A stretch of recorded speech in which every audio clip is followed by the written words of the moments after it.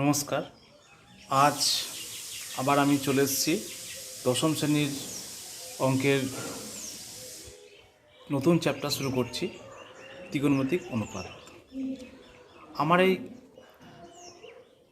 ক্ষুদ্র প্রয়াস যদি ছাত্রছাত্রীদের একটুখানি উপকার হয় তাহলে আমি খুবই আনন্দিত হব। ঠিক আছে, শুরু করছি পাঠদান।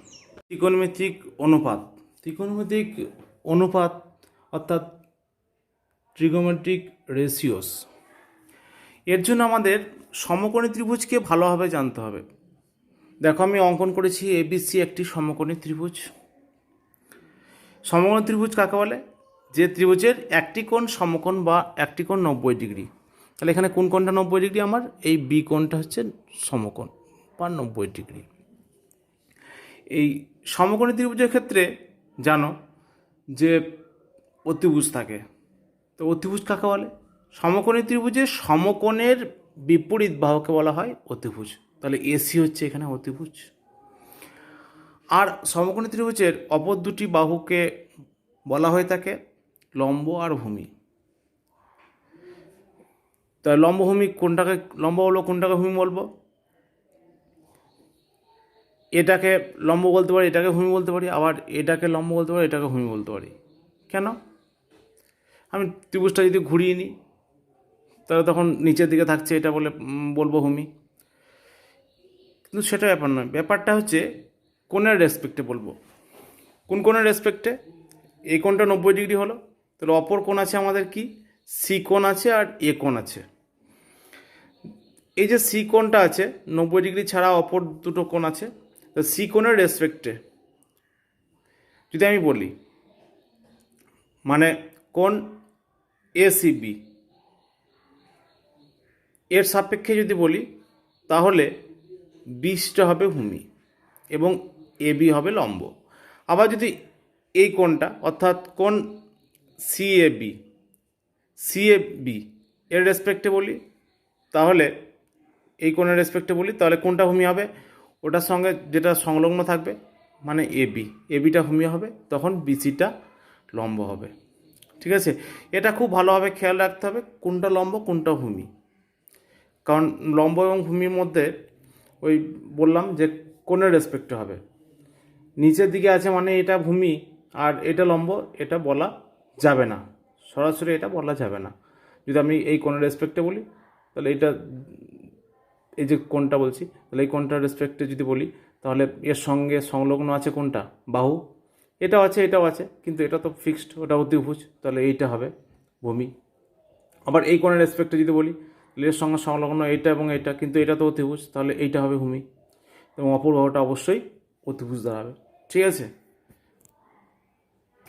আজকে আমাদের চ্যাপ্টার নাম হচ্ছে ত্রিকোণমিতিক অনুপাত। ত্রিকোণমিতিক অনুপাত কাকে বলে আগে জানতে হবে। ত্রিকোণমিতিক অনুপাত হচ্ছে একটা সমকোণী ত্রিভুজের কটা বাহু থাকে? 3টি বাহু, যে কোনো ত্রিভুজে থাকে। আমরা সমকোণী ত্রিভুজের কথাই বলছি এখানে। তাহলে একটি সমকোণী ত্রিভুজের 3টি বাহুর 2টি বাহু করে বাহু নিয়ে যে 6 প্রকার অনুপাত পাওয়া যায় তাদেরকে বলবো আমরা ত্রিকোণমিতিক অনুপাত। মনে থাকবে, তাহলে একটি সমকোণী ত্রিভুজের 3টি বাহুর 2টি করে বাহু নিয়ে যে 6 প্রকারের অনুপাত পাওয়া যায় তাদের ত্রিকোণমিতিক অনুপাত বলা হয়। ঠিক আছে, তাহলে দুটো দুটো করে বাহু নিয়ে অনুপাত হবে। আমি দেখো এই কোণ সিটাকে থিটা ধরেছি, আর এই কোণটা তো 90 ডিগ্রি জানি। ঠিক আছে, অপর কোণটা আমাদের জানার দরকার নাই, তবু আমি বলে দিচ্ছি। দেখো এ কোণটা কত হবে? এই কোণটা 90 ডিগ্রি, তাহলে অপর দুটো কোণের সমষ্টি অবশ্যই 90 ডিগ্রি হবে, মানে এই কোণটা থিটা হলে এটা হবে 90 ডিগ্রি মাইনাস থিটা। ঠিক আছে, তো আমি একে একে বলছি যে অনুপাতগুলো আছে আমাদের ছটি। সেই 6টি অনুপাতের নামগুলো হচ্ছে এরকম। নাম হচ্ছে, একটার নাম হচ্ছে, প্রথমটার নাম হচ্ছে সাইন থিটা। সাইন, প্রথম অনুপাতটার নাম হচ্ছে সাইন। এখানে থিটা দিয়েছি বলে এই থিটা কোণের সাপেক্ষে হচ্ছে আমাদের। তা সাইন থিটা, সাইন থিটার সমান হয় লম্ব বাই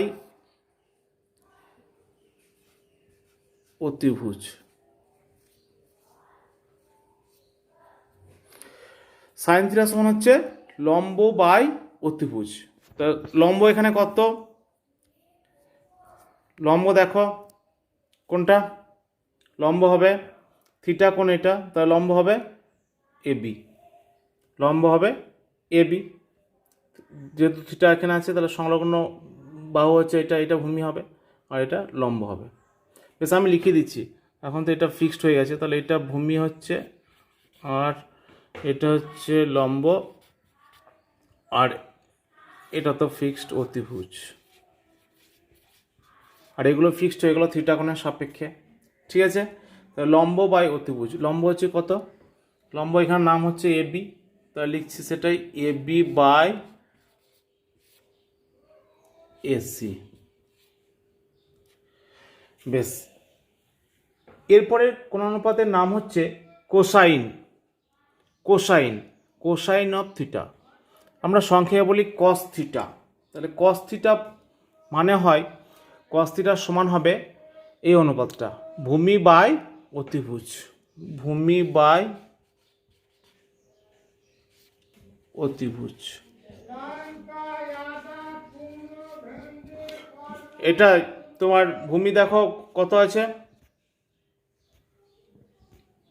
ভূমি আছে আমাদের, ভূমি আছে বিসি, তাহলে বিসি বাই অতিভুজ হচ্ছে এসি। এরপরে অনুপাত হচ্ছে লম্ব আর ভূমির মধ্যে, মানে লম্ব বাই ভূমি, এটাকে আমরা বলবো ট্যানজেন্ট, সংক্ষেপে বলবো ট্যান। তাহলে ট্যান থিটার সমান হবে লম্ব বাই ভূমি। মানে আমাদের এখানে লম্ব হচ্ছে এবি আর ভূমি হচ্ছে বিসি, তাহলে হচ্ছে এবি বাই বিসি, এটা হচ্ছে ট্যানজেন্ট বা ট্যান থিটা। এরপরে আছে কোসেক ট্যান। কোসেক ট্যান হচ্ছে সাইন থিটা যেটা হয়েছে লম্ব বাই অতিভুজ, ওটার উল্টো মানে অনন্যক, মানে হবে কি অতিভুজ বাই লম্ব। কোসেক ট্যান বা এটা বলা হয় সংক্ষেপে কোসেক। তাহলে কোসেক থিটার সমান হবে অতিভুজ বাই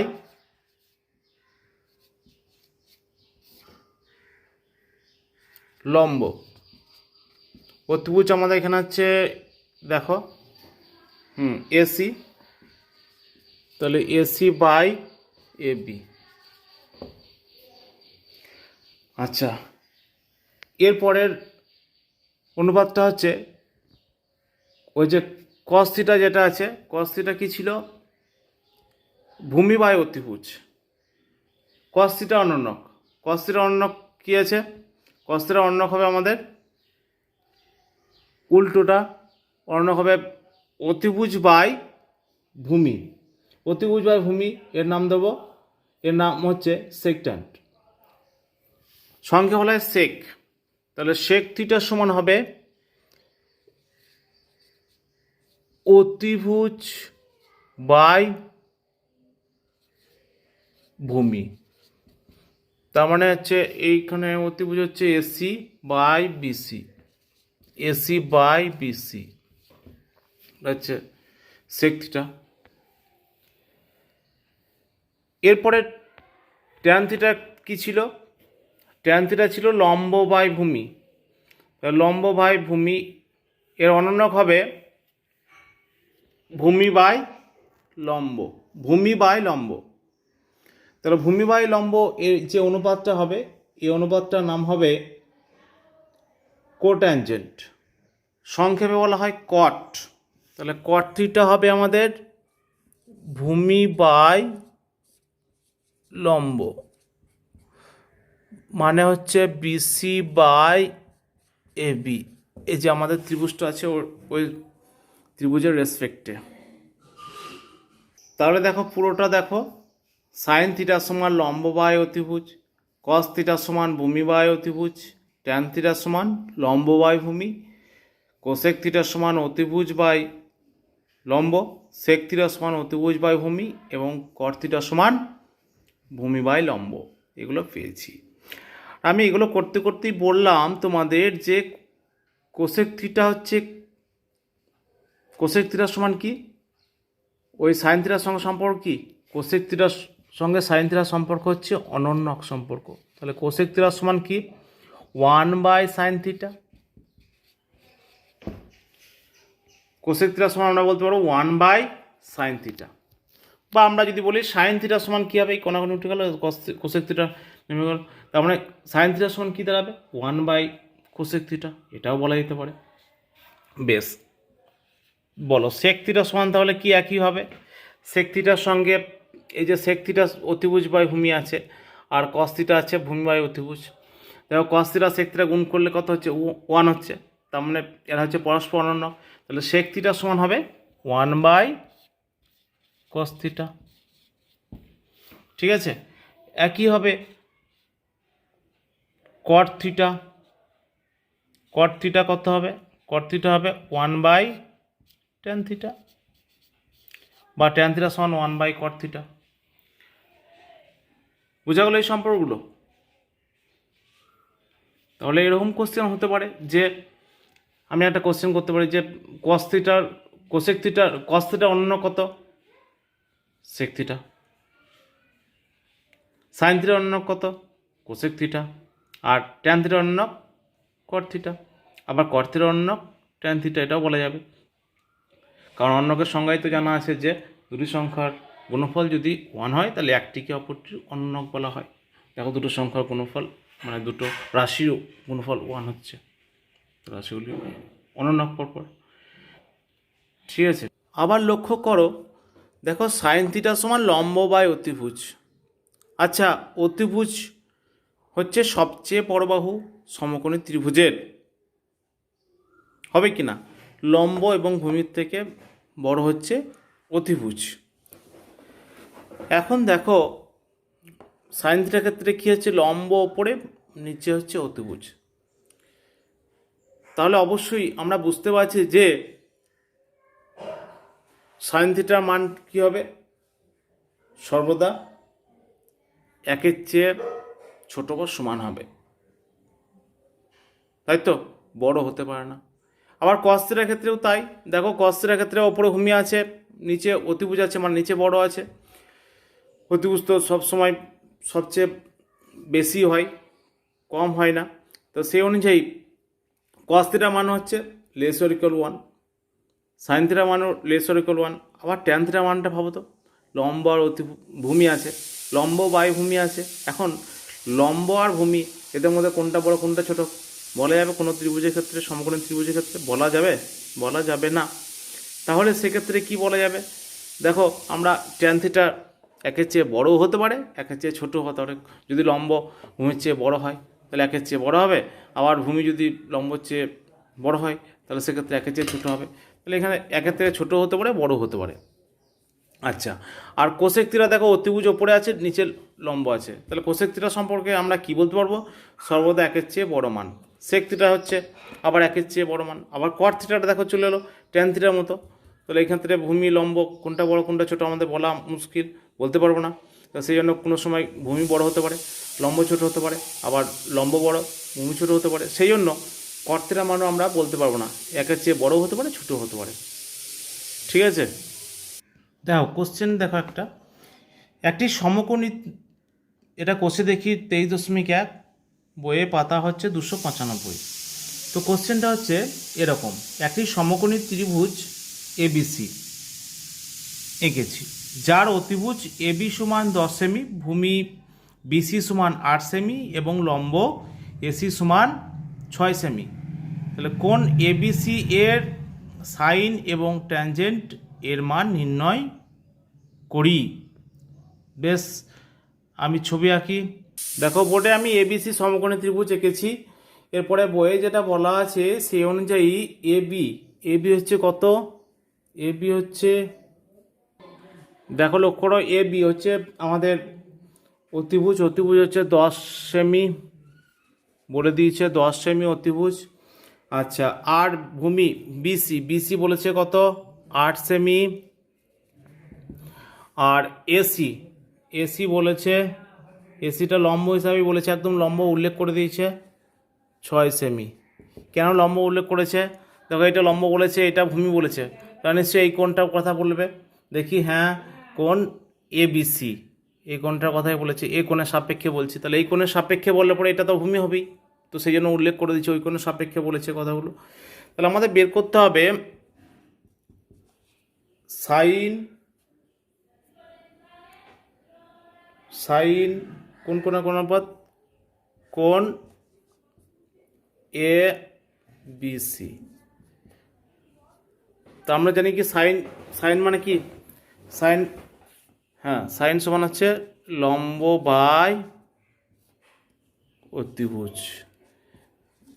একটু ভালোভাবে মাথায় রাখতে হবে যে সাইন থিটা মানে কত, ঠিক আছে, তাহলেই হয়ে যাবে।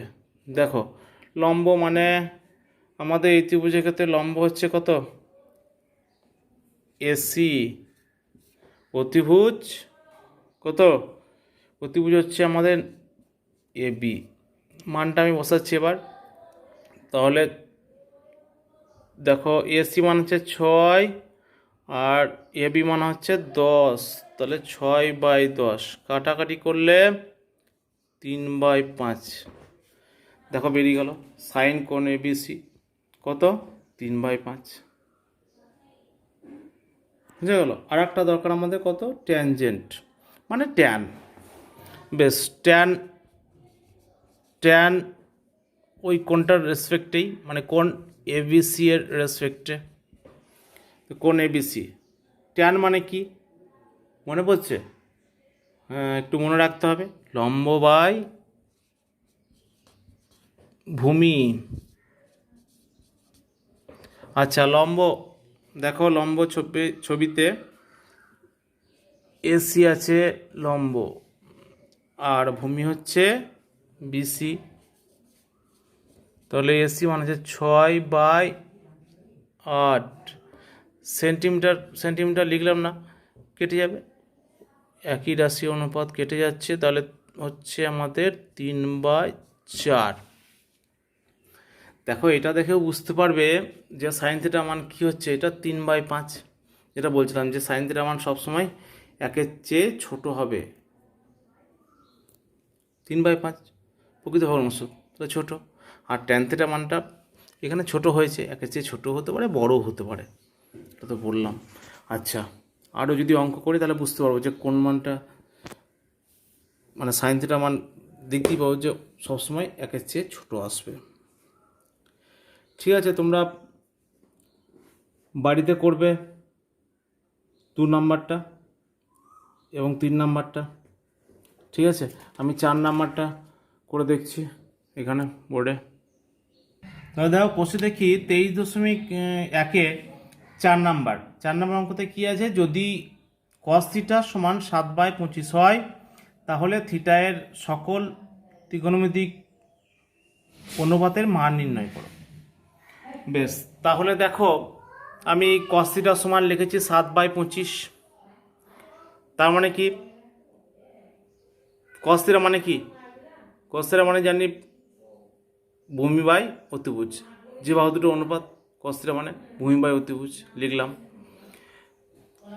এখন আমি একটা সমকোণী ত্রিভুজ অঙ্কন করলাম এবিসি, যার বি কোণটা হচ্ছে 90 ডিগ্রি আর এই কোণটা থিটা। তাহলে এবিসি সমকোণী ত্রিভুজের কোণ এবিসি সমান 90 ডিগ্রি, এটা লিখে দিলাম। আর যেটা বললাম কোণ বিসি এ সমান থিটা, এটাও লিখে নিলাম। তো আমরা দেখতে পাচ্ছি এখানে ভূমি হচ্ছে 7/25, মানে ভূমি বাই অতিভুজ অনুপাত, ভূমি এবং অতিভুজের অনুপাত হচ্ছে 7/25, তার মানে ভূমি আমরা বলতে পারি 7K। তাহলে ভূমি নাম দিয়েছি আমি এখানে বিসি, 7K একক। আর অতিভুজ, অতিভুজ হচ্ছে আমাদের এসি, এসি হচ্ছে 25K একক, ঠিক আছে। তাহলে আমরা তো ফর্মুলা জানি, লম্ব বের করতে জানি। লম্ব হচ্ছে এবি, এবি সমান হবে √/, অতিভুজ স্কোয়ার মাইনাস ভূমি স্কোয়ার, মানে root over AC square minus BC square. তো এখানে মানগুলো বসাম, রুট ওভার 25k তার স্কোয়ার মাইনাস 7k তার স্কোয়ার একক,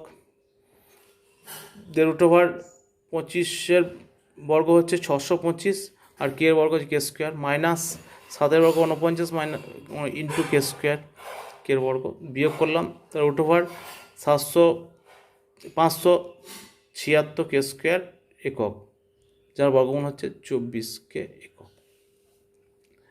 ঠিক আছে, তাহলে বেরিয়ে গেল লম্ব। তাহলে এরপরে আমি এইখানে ত্রিভুজে লিখে দিচ্ছি কোনটা কত। অতিভুজ হচ্ছে 25k একক, এ লিখলাম। আচ্ছা, বিসি কত? বিসি তো হচ্ছে 7k, বিসি হচ্ছে 7k একক। আচ্ছা, আর এ বি হচ্ছে বের করলাম এখন 24k একক।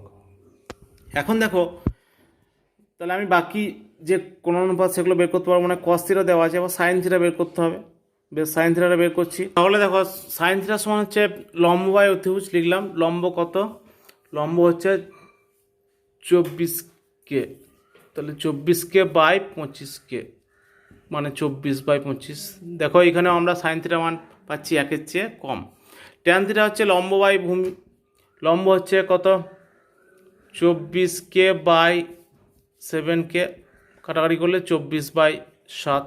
দেখো এখানে কিন্তু ট্যান থিটা মান আগের যে অঙ্কটা ছিল 1-এরটাই, সেটাতে 1-এর চেয়ে কম ছিল, এটা দেখছি 1-এর চেয়ে বেশি। বেশ, কোসেক থিটা মান 1/sin থিটা মানে অনন্য কত?